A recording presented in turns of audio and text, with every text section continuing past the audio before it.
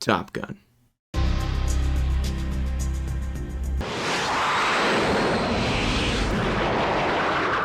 What is there to say? You know it, you love it, you quote it. I feel the need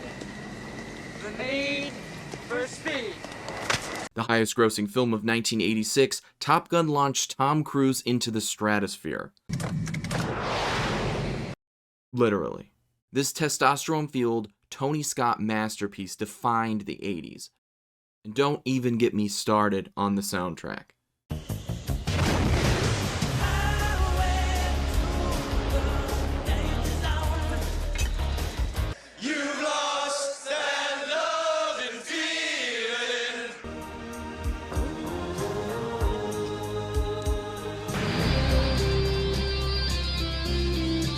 So it probably won't come as any shock that a film of this cultural significance and straight-up awesomeness would go on to inspire many films for years to come. Is that right? That is right.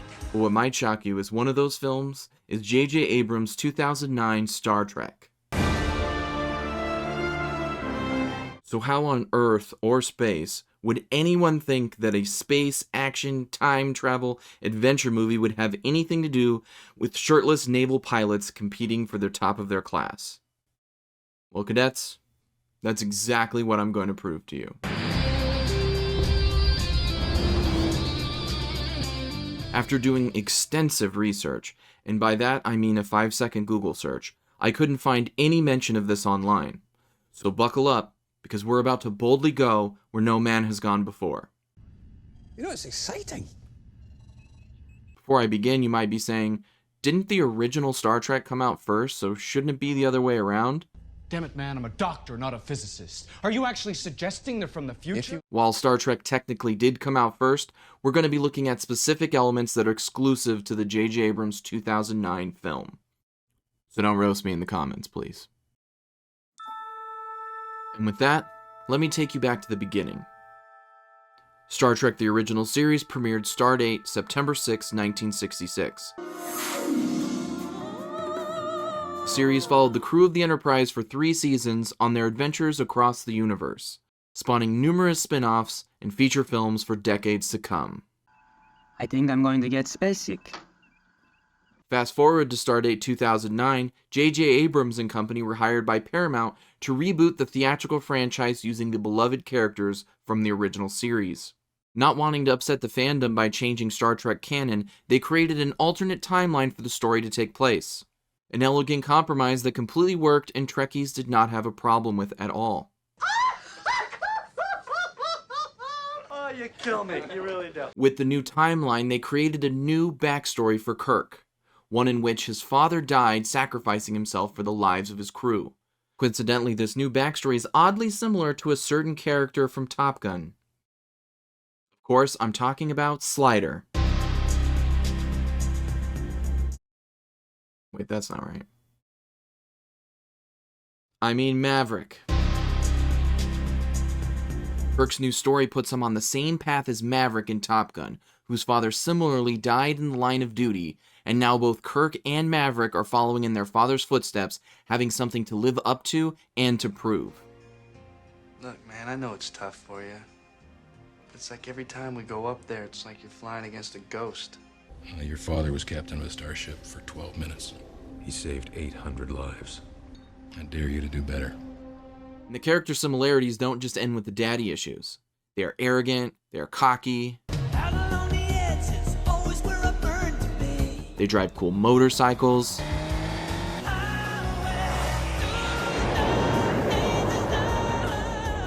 The definition of the word maverick is an unorthodox or independent-minded person, someone who lives life on their own terms. He's a wild card. Flies by the seat of his pants, completely unpredictable. To these two, rules are meant to be broken. I would cite regulation, but I know you will simply ignore it. A great example of this can be seen in Top Gun when Maverick faces off against one of his instructors. Show me what you got, kid. He's going for the hard deck. No way, Jester. You're mine.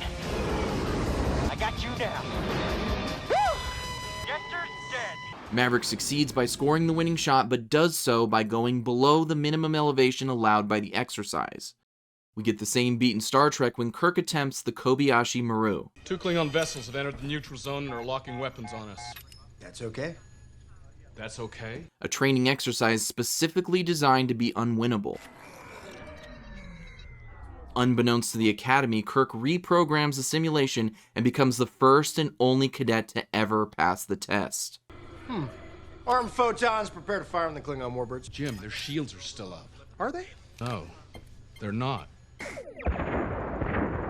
All ships destroyed, Captain. In both instances, the characters break the rules in order to succeed. How the hell did that kid beat your test? I do not know. Below the hard deck does not count.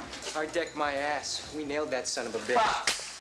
And above all, they love the ladies. Hello, ladies. This is what I call a target-rich environment. Are you a good pilot? I can hold my own. Great. Then I won't have to worry about you making your living as a singer. You at least want to know my name before you completely reject me? I'm fine without it. You are fine without it. And you always go home with the hot women. All right, thank you, Carol. These two are pretty much the bad boys at school. And one admiral's daughter. Which ultimately lands them in detention. Kirk, you're on academic suspension. That means you're grounded until the Academy Board rules. You've been busted. You lost your qualifications as section leader 3 times. Put in hack twice by me. You somehow managed to install and activate a subroutine in the programming code, thereby changing the conditions of the test. Your point being? You cheated. Lieutenant Mitchell, Top Gun rules of engagement exist for your safety and for that of your team.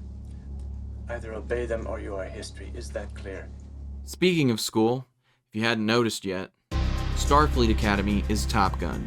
This is where the magic happens.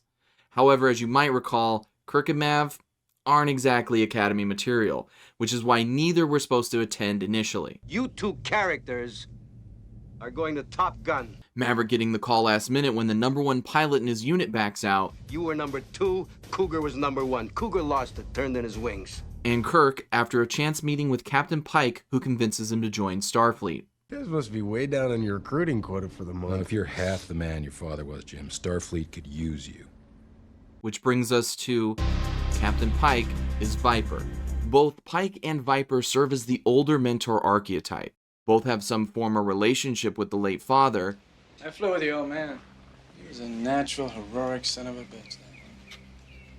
I couldn't believe it when the bartender told me who you are. Well, my Captain Pike.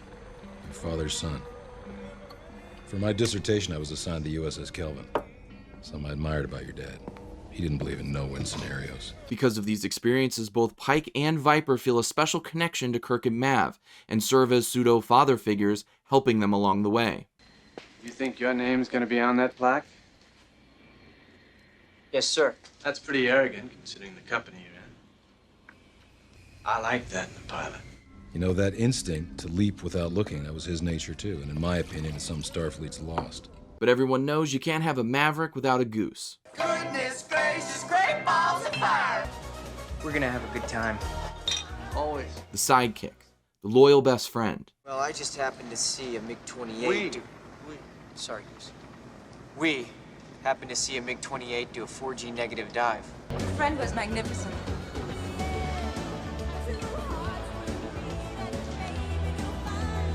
Nah. In Star Trek, Bones is Goose. I'm doing you a favor. I couldn't just leave you there looking all pathetic. Take a seat. Who was that pointy-eared bastard? I don't know, but I like him. These characters are the word of reason when our protagonists go a little too far. No, Mav, this is not a good idea. Sorry, Goose, but it's time to buzz the tower. Jim, it's the Kobayashi Maru. No one passes the test, and no one goes back for seconds, let alone thirds. You know, when I first realized that going to Top Gun, all I could think about was getting that trophy. Right now, I just hope we graduate.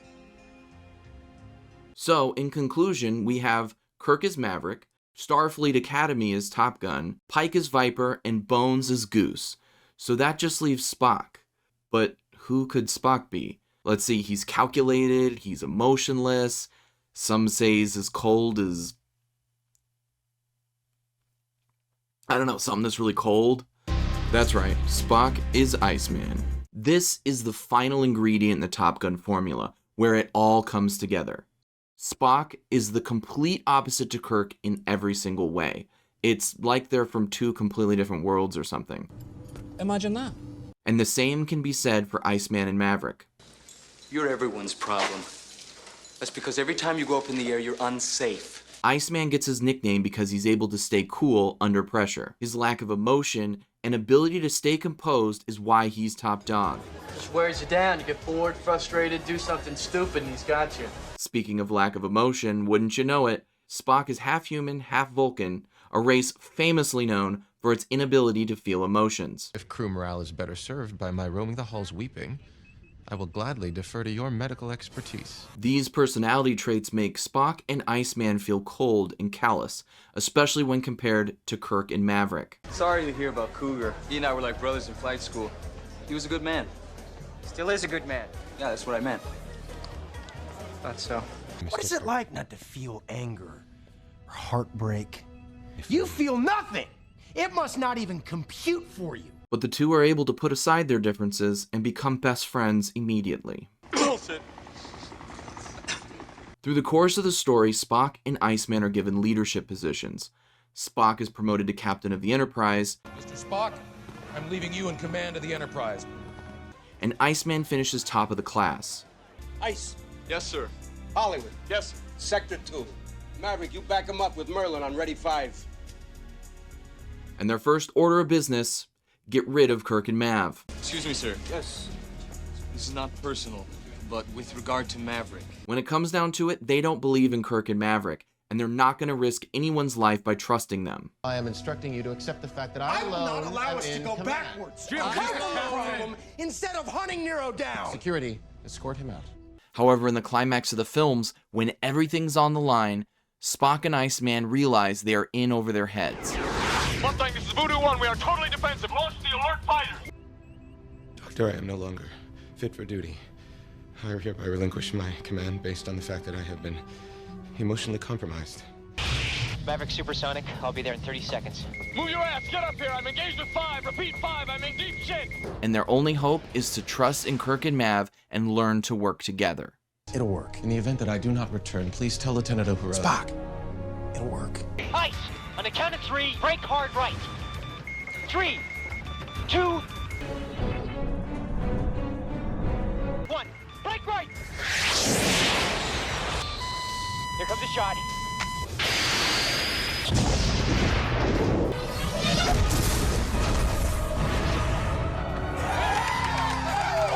Kirk and Mav come through and save the day, turning that animosity into admiration, and proving their mentors were right about them all along. Your father would be proud. And now that they finally understand each other, the four join forces. As you have yet to select a first officer, respectfully, I would like to submit my candidacy. It would be my honor, Commander. You are still dangerous. You can be my wingman anytime. Bullshit. You can be mine.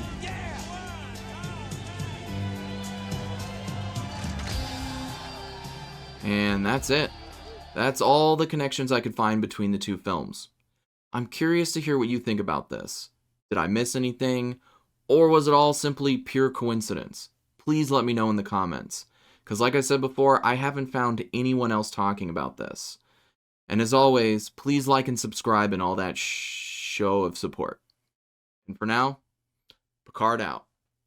Energize.